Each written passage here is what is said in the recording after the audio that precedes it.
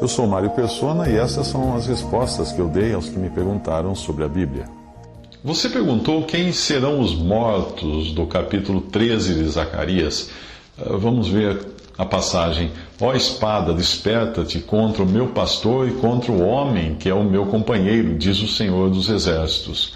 Fere ao pastor e espalhar-se-ão as ovelhas, mas volverei a minha mão sobre os pequenos. E acontecerá em toda a terra, diz o Senhor, que as duas partes dela serão extirpadas e expirarão, mas a terceira parte restará nela. E farei passar essa terceira parte pelo fogo, e a purificarei como se purifica a prata, e a provarei como se prova o ouro. Ela invocará o meu nome, e eu a ouvirei.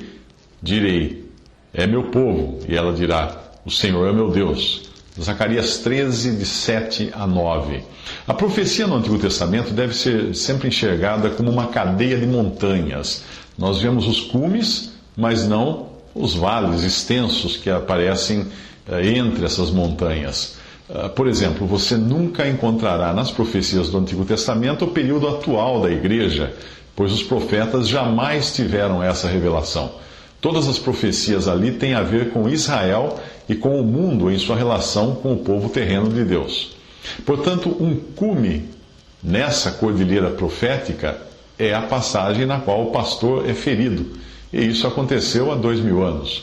O outro pico, o outro cume, é a invasão de Israel pelas nações inimigas durante a grande tribulação, que é a segunda parte da passagem.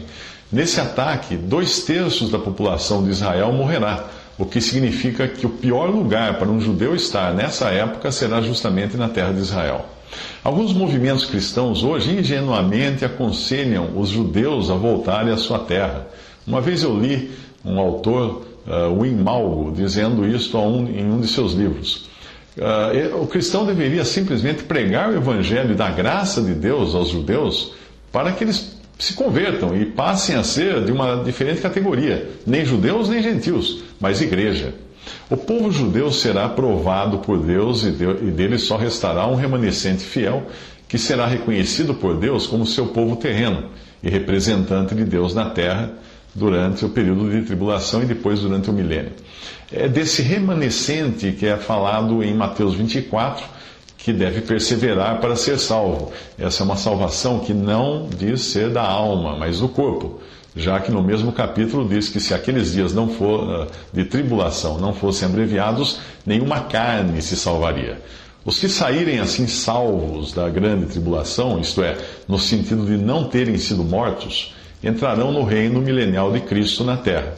Enquanto isso, a igreja já estará habitando no céu desde o dia do arrebatamento, que terá ocorrido cerca de 7 anos antes, ou um pouco mais de 7 anos antes.